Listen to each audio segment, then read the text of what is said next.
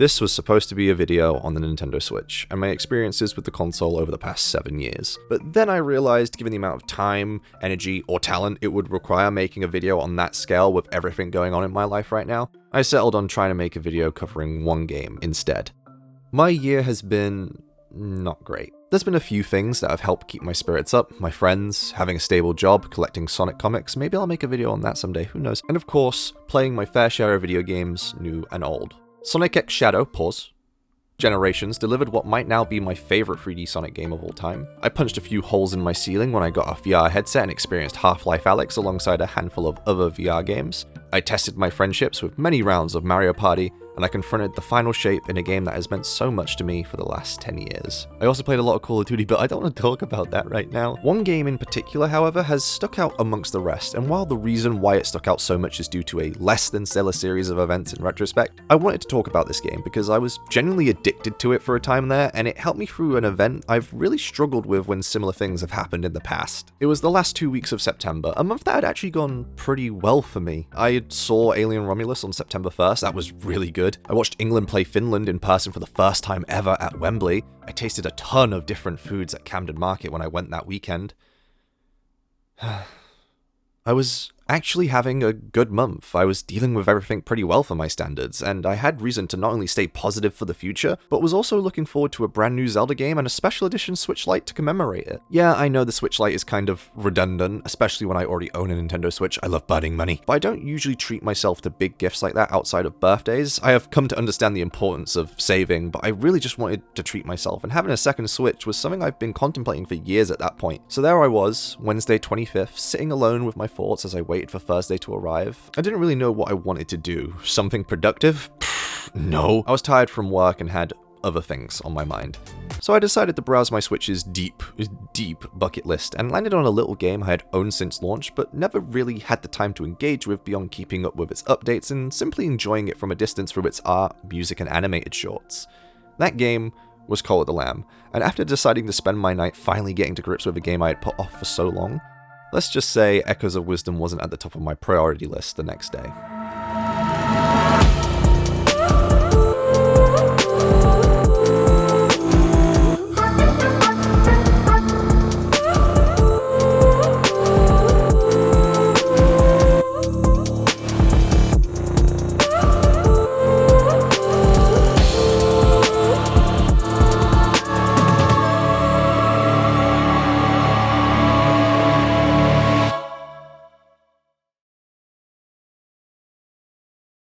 I really regret not playing Call of the Lamb sooner. A lot of games come out, and while I want to support any dev who makes something I like the look of, may it be a big publisher or indie developer, sometimes I just can't find the money, time, or drive to play something new instead of keeping to something I'm comfortable with for the sake of winding down after work, or just because I want to distract myself from something else. That's not even mentioning real-world responsibilities outside of my job and other factors that sometimes make it hard to play certain games due to personal reasons and association. Call of the Lamb was a victim of a little bit of everything. This game doesn't incite trauma in me or anything like that, don't worry. I just wanted to play other games more, and by other games, a lot of the time I mean Destiny. However, I do really wish I played this game sooner. I was already engaged with the game due to its music, its visuals, and its animated trailers, but Call of the Lamb as a game you play is just amazing. I love almost everything this game does, however, I'm unsure how to approach discussing it, as given the genre, roguelites for those who didn't know, your experience may differ drastically from mine for a variety of reasons. Anything from what upgrades you choose for your cult, the weapons you get during your crusades, to the things that happen outside of your control. Every playthrough will be slightly different, and therefore your experience and opinions on the game as a whole may skew drastically in a different direction from mine, especially if you're not used to games in this genre like I was not too long ago. My first playthrough on Switch is way different to the one I'm experiencing on PC as I record footage for this video. Before playing Call of the Lamb, I hadn't really touched many roguelites. I played Minecraft Dungeons for about 10 hours and Enter the Gungeon for not much time at all according to my Switch. Both games, for different reasons mind you, didn't hold my attention for too long. From what I can recall and through my brief revisits for footage, Minecraft Dungeons became a bit overwhelming with its progression to the point where I found it to be a tad aimless. It landed too far on the repetitive side with its gameplay and was pretty easy even on the hardest difficulty. I found Enter the Gungeon to inhabit the opposite side of the difficulty scale, not ball-bustingly hard by any means, but through a combination of not instantly gelling with the controls and finding myself being ill-equipped and left to fend for myself without much explanation on multiple occasions. Neither game sank their hooks into me when I first played them about 2 to 3 years ago now. now. I know in a lot of cases it just takes a bit of time and flexibility when it comes to getting used to a new set of controls for whichever video game. I'm not going to sit here and tell you either game is bad. I actually enjoyed Gungeon more during my brief revisit for this video, and will probably play it again at some point, but first impressions do hold a lot of power, and at the time, neither game was what I was looking for. Cult of the Lamb, in contrast, just clicks with me. This game marries a lot of disparate elements from other games I enjoy and ends up iterating on them in ways I find really engaging. I've alluded to it already, but I love how this game looks. There's a reason why everyone wants those amazing shorts and trailers to be made into a full animated series. Cult of the Lamb blends great 2D artwork with gorgeous visual effects work to make a game that's always a joy to look at with a ton of character. I imagine for most people who caught one of the animated trailers before launch, the style, substance, and quality on display was at least one of the reasons why they got interested in the game in the first place. That's how I originally learned about it. The music is also something I gotta bring attention to. The composer Riverboy has created a soundtrack that encompasses the various moods this game wants to get across so well, while also being intensely memorable and catchy. The mystery and danger of the 4 main areas that host the game's dungeons, the heightened tempo and complexity of each area's theme on revisits, the relative peace and calm of your base that hints at the quirky and macabre elements the soundtrack helps the game balance so well. It's a wonderful soundtrack through and through, each track perfect for purpose, and as I've already said, catchy as hell. If you're not tapping your feet or humming along as you fight through Darkwood or tend to your base, you might just be dead inside. And you should get help. As the titular lamb, you are brought back to life to do the whims of an imprisoned god after these fuckers, known as the bishops, sent you to your death in an attempt to prevent a prophecy that would see their power over the lands of the Old Faith undone. Your mission, once you escape Darkwood for the first time, is simple. Build up a cult to help you gain enough power to eventually take down the bishops and release the one who waits. The story itself is pretty bare bones. The game is way more concerned with creating a slew of memorable characters that help and hinder you throughout your journey, leaving it to the scraps of hidden backstory and lore to give its world texture.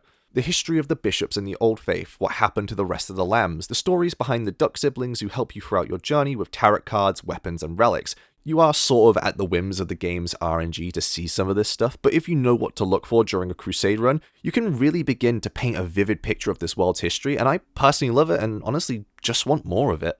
If you want a rendition of the story that has more solidified characters, definitely give the comic a look into. I love the art here as well, and I would really love it if we got more of these at some point, even if I don't agree with some of the characterization on display with the likes of Ratau. Enough about the story though, let's talk gameplay. The game does a great job of easing a new player, no matter if they're new to this game or roguelites as a whole, into its various gameplay loops. One of those loops, if you couldn't tell already, is building up your own cult. That alone has a lot of fun player expression opportunities due to all the variables that go into building a functional community, extending as far as to let you name your cult whatever you want. For example, my Switch save file is called r/Destiny the Game.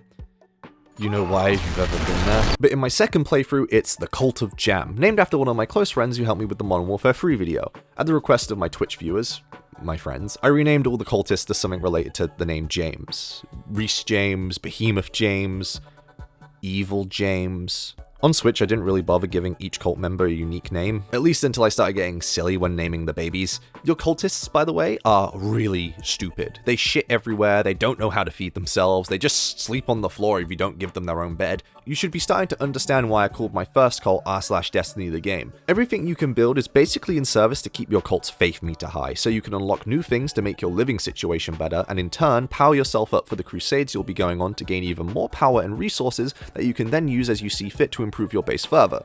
It's like a game of The Sims where, well, you can torture them in that game too, where you con a bunch of silly animal friends into devoting the rest of their lives to your cause, where you'll put them through the ringer, starving and brainwashing them before sacrificing a chosen few in front of a newer set of dum-dums so you can repeat the cycle over and over again, blah blah blah, water's turned into frogs gay. Extreme examples aside, it's really like a fucked up version of Animal Crossing where it's really easy and most of the time therapeutic to spend hours just tending to the needs of your cult members and make your base just right. However, I do wish you could make your cult members slightly more competent at certain tasks.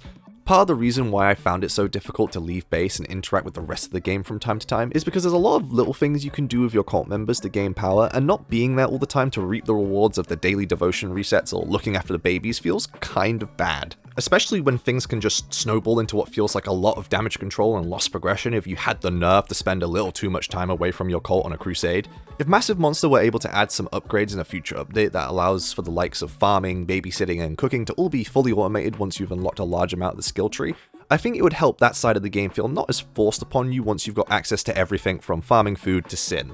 Thankfully, there are ways to alleviate the constant need to coddle your entire cult through the use of commandment stones, pieces of which you collect through your crusades and other means, which in turn allow you to apply traits to your cultists that make them more efficient and or obedient, letting you unlock rituals that can raise your cult's faith in return for a sacrifice, or just lock your faith and hunger bars for a set amount of days so you can do whatever you want without having to worry that Rhys James is going to revolt against you because he didn't get his stringy meat bowl in time. I've probably made the game sound way more daunting than it actually is. It's just me being an autistic ADHD mess who will hyperfixate on silly shit. I mentioned it earlier, but I was downright addicted to this game for a moment there, and the upkeep of my cult was a large reason as to why I was so fixated on the game.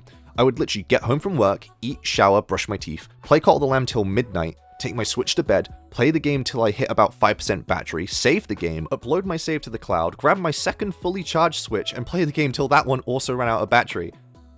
Should I be mentioning this on the internet? I realized about a week into this behavior that I needed to step the fuck back and not do that. So I dropped the game, went cold turkey on it like I was a 20-year-old who was trying to stop vaping, and didn't touch it again until I decided to make this video. During my second playthrough, I was way more lax on not doing absolutely everything in my cult, and focused on actually trying to balance my time in real life and in-game between cult upkeep and crusading more effectively, while also not getting as upset when things went wrong, such as when Shamora forced me to kill my first James because fuck me, I guess.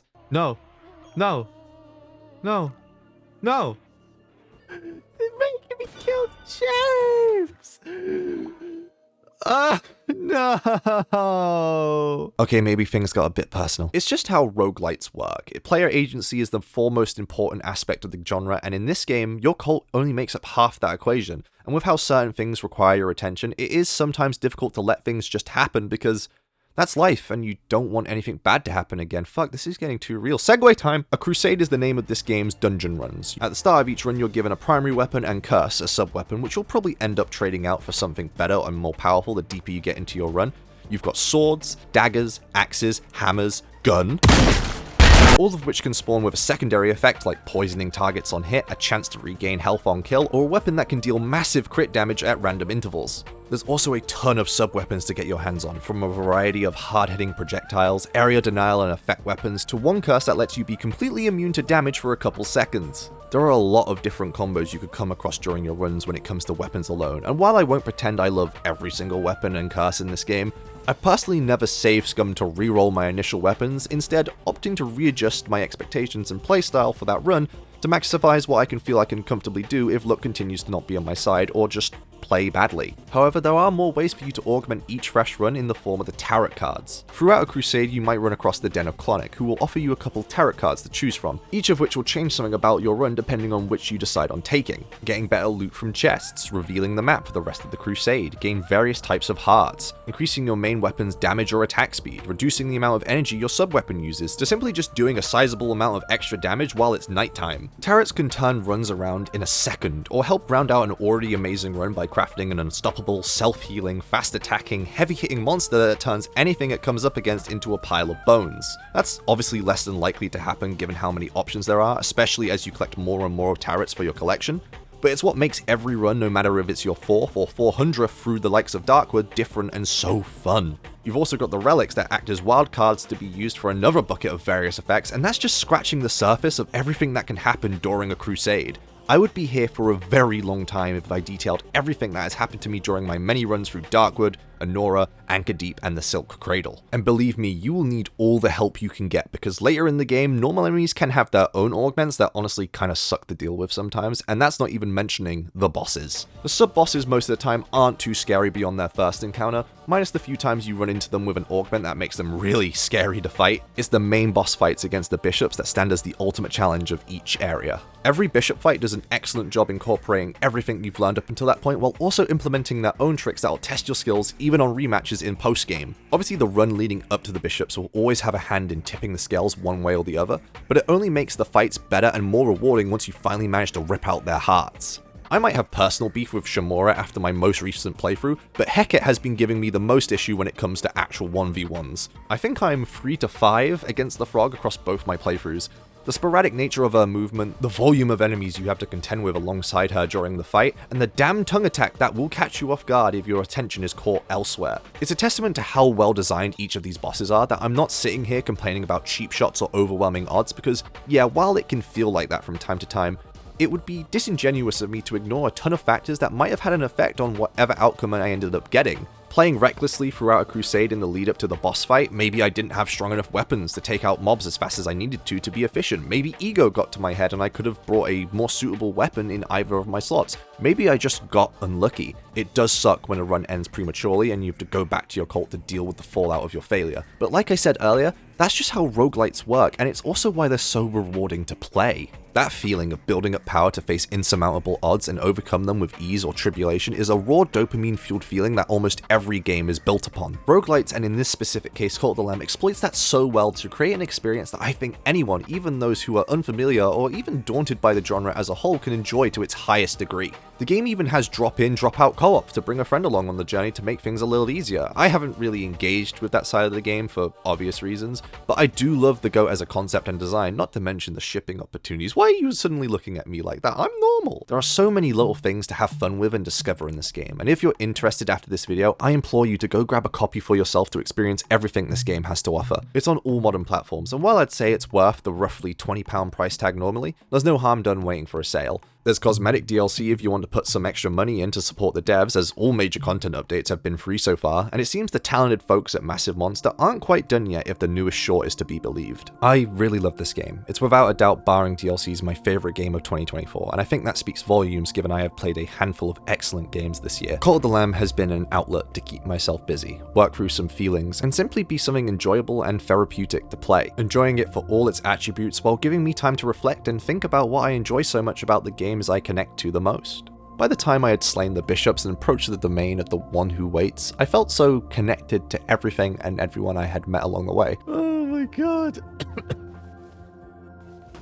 Fucking dick! Not always for the best reasons, but still. Once the Lamb persecuted and sent to death for simply existing at the behest of beings of a higher power, only to be given a second chance as a tool of vengeance by yet another uncaring god, the time spent wielding that vengeance against those who wronged me slowly but surely gave way to thinking about what really matters in life. The connections we make, the improvement we oversee, the drive to not just better oneself, but also the lives of those around us. So when I stood before Narinda once again, being asked to throw away everything I had built to facilitate the needs of another who never really saw me as anything but a pawn for their own intentions, I realized that what mattered to me had changed, and being beholden to those who don't care about me shouldn't define my being, and should never stop me from trying to make something better of myself.